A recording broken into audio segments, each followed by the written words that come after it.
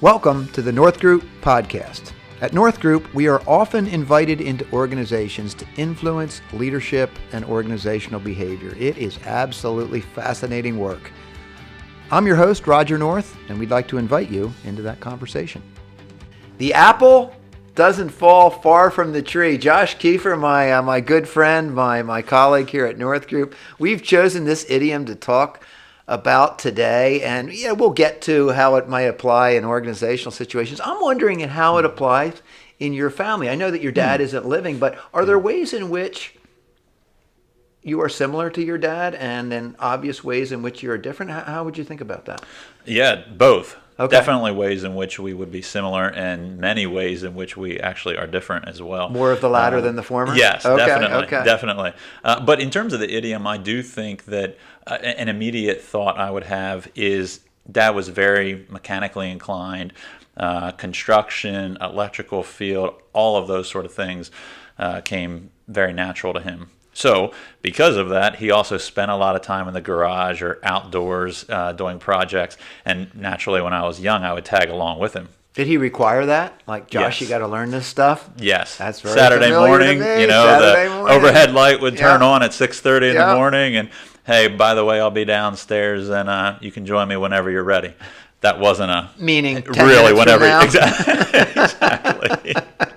Exactly. And Yeah. so the enjoyment of those sort of things, though, while I would not do it even close to the amount of time that he did it, the enjoyment of that is something that I still hold today. Mm-hmm. And so, to go out and kind of wrench on a car for a little bit or go do a project outside, build something.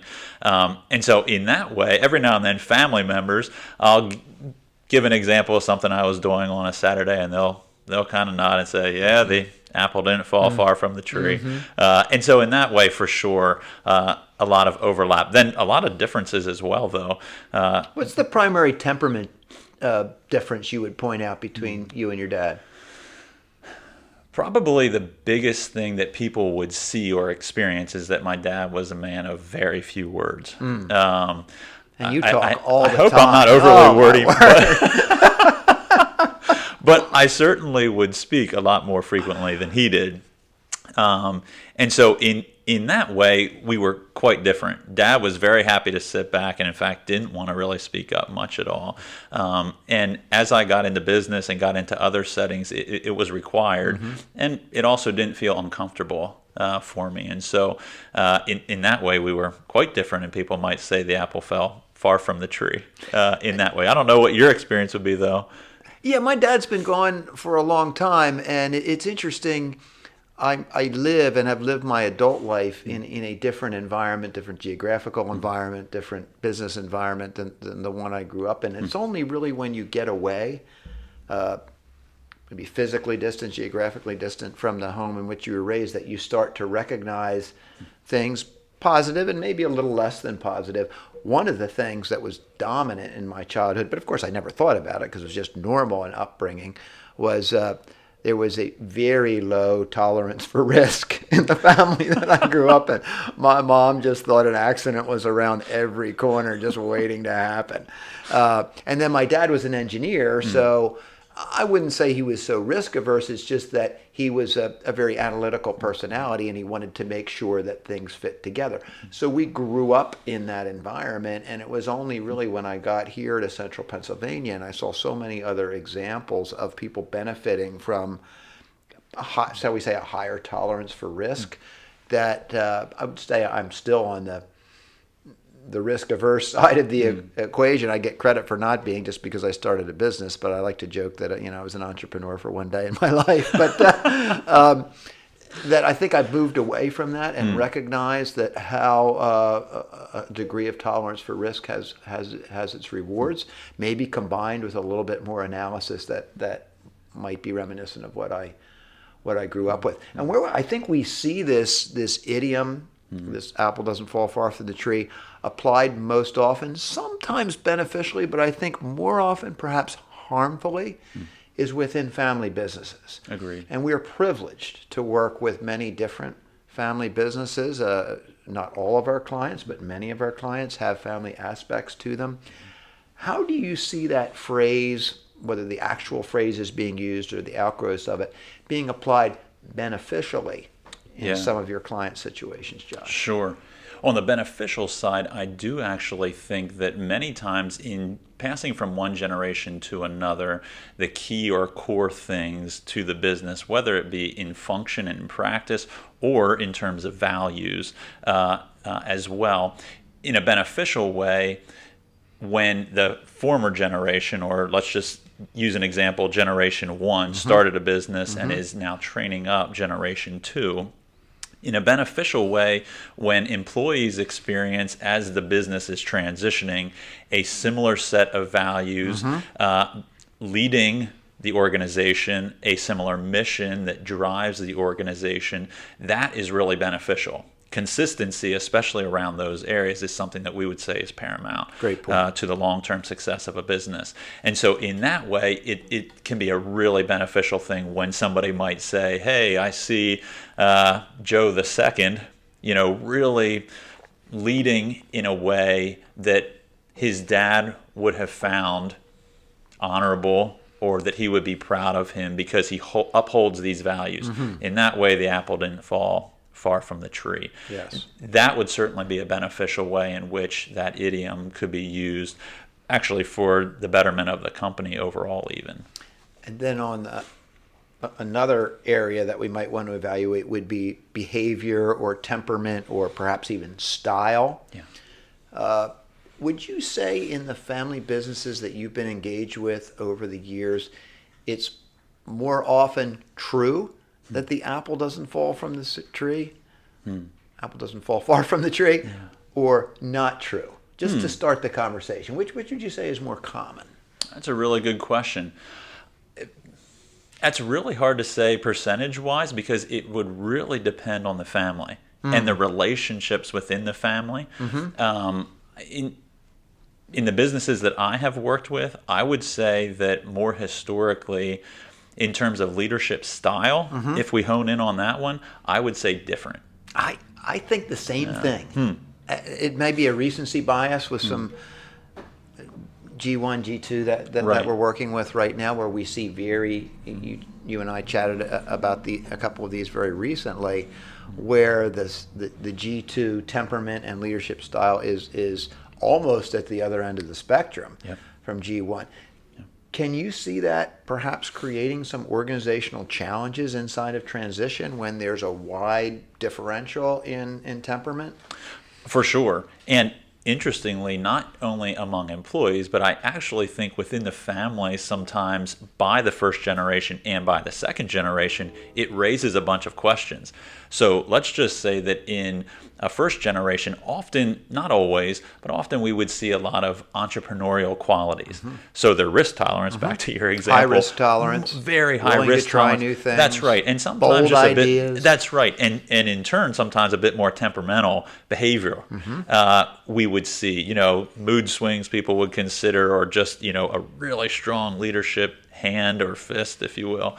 And in second generation, and I can think of two very clear examples right now in working alongside of them, that the second generation is very different. They are not that entrepreneur. In fact, would be far more risk averse than wanting to boldly go out and continue to grow at astronomical numbers. Instead, they're looking to really figure out ways to more manage the business and manage growth rather than have this kind of exponential growth curve going on.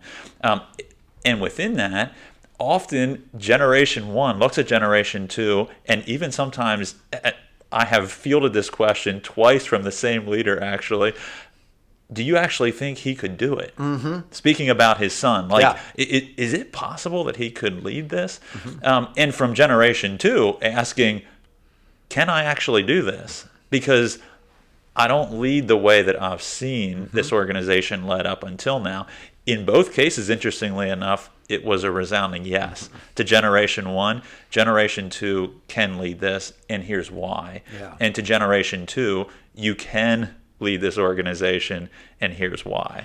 And there may be some benefits when we think of different organizational growth curves and the needs that organizations would have over time, that we would have leaders with different temperaments in different seasons. Absolutely. And that may even be, this is a bit of a tangent, but that may even be a lesson for us as we think about how we utilize different temperaments and approaches that we may have within an intact leadership team, when sometimes it may be beneficial for the president or CEO, whatever the title might be, to step aside and allow another member of the team to lead an initiative, communicate difficult times within a firm, because that temperament is more suited to the moment. Absolutely. And the group of people to whom we need to minister or communicate at that given point in time. So I think that's an important thing to think about. And very often we see these bold type of leaders that you described in entrepreneurial position, getting something started and growing something rapidly and giving us really something of substance. And then we have a much more, shall we say, conservative type of approach that actually can be very beneficial, as we need to put systems and processes in place. We need to replicate the original success in 2, 3, 9, 10 different locations. We need to have some SOPs in the business and not just shoot from the hip to solve problems anymore. That variation can exist. Well, I wanted to ask you about this. This is a phrase that I've used to challenge myself and sometimes to challenge others over the years. To what degree do you think this phrase is true? And I'm not trying to take us too far away from the apple doesn't fall far from the tree, but you see what you're looking for. Oh, yeah. Go ahead.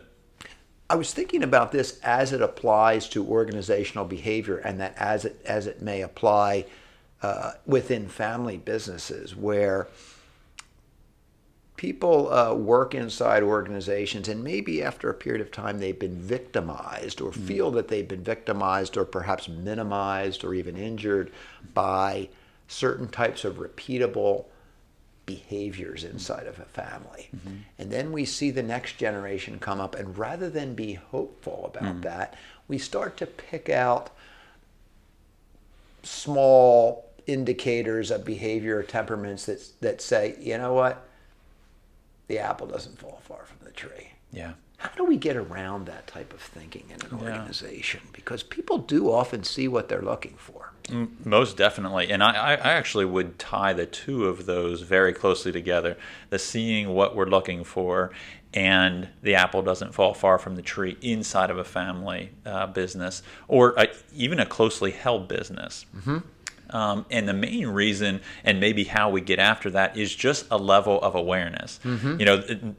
I think shorthand, what you're saying is almost something that there may be a portion of people who have heard this before, but it's the idea of confirmation bias is really what you're talking about. This idea of... Say a little bit more about confirmation bias. Sure. Confirmation bias, the simple thought there would be that if we have a notion of something or we have a belief about something, actually from a psychological standpoint, we are looking for indicators that will confirm this already held bias that we have, i.e. confirmation bias. And it's not very hard to do, is it? It's not at all. It's not at all. And really, I think that that's what you're explaining, is that we do see what we're looking for, or something that I thought might be true. When I see even a small indicator of it, I think, see, I was right.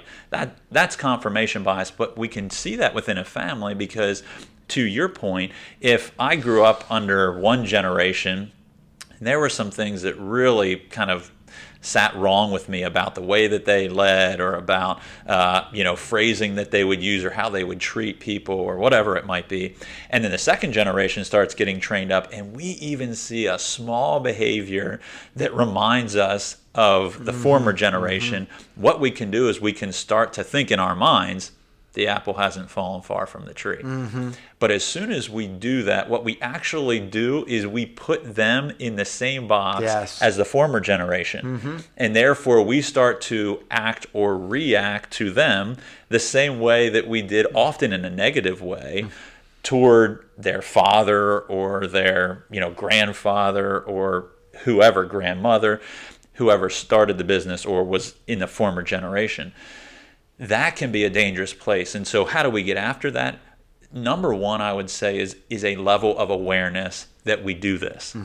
So how is it We that all do it on some level, would you say? completely? Yeah. Okay. Absolutely, we do this. In fact, we do it with those who are closest to us often: a spouse, a sibling, a parent, whoever it is.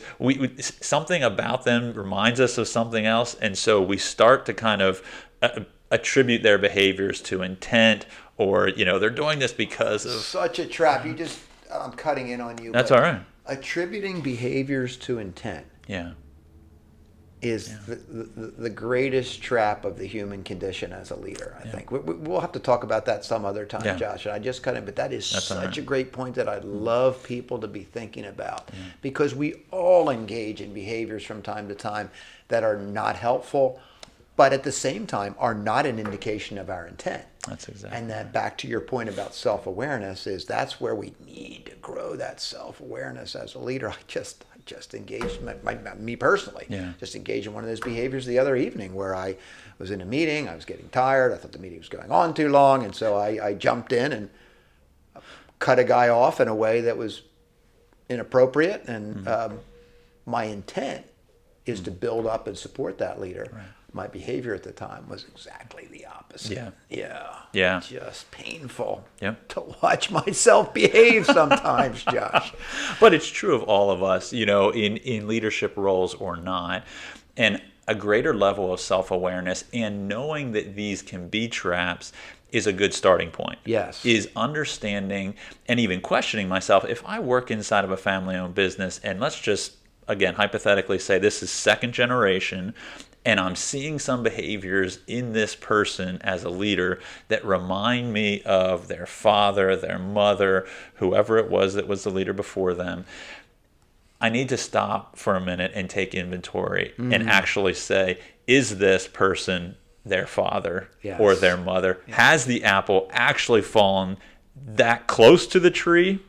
Or is it that I'm beginning to attribute some of their behaviors to, it must be that way, or they must be that way because their father was that way, their mother was that way. And I think the more that we do that, the more that we can at least try to be a bit more objective of saying, that wasn't a great thing that person did, but I don't think that they were doing it because they actually lead the same way that the former leader did. Again, that generational transition, we had to figure out a way to give grace for the next generation coming up and not assume that the apple has fallen right at the base of the tree. I couldn't say it better. I think there is some truth to that statement. The apple doesn't fall far from the tree, but if we use it for confirmation bias or to deny an opportunity for a young person to grow into their own leadership skills, their own human potential, then we're using it improperly. Agreed. But there's ways to use it in ways that can confirm excellent qualities. And back to the point that you made early on, which I think was a wonderful point, when we see consistency in mission extension, mission integrity, when we see clarity around organizational values and being played out from one generation to another, we want to praise the fact that the apple hasn't fallen far from the tree. Thanks a lot, Josh. I had a great time discussing this. Learned a few things. I appreciate it. Sure thing. Thank you, Roger. Thanks for listening to the North Group podcast. For more information about North Group Consultants, please visit northgroupconsultants.com.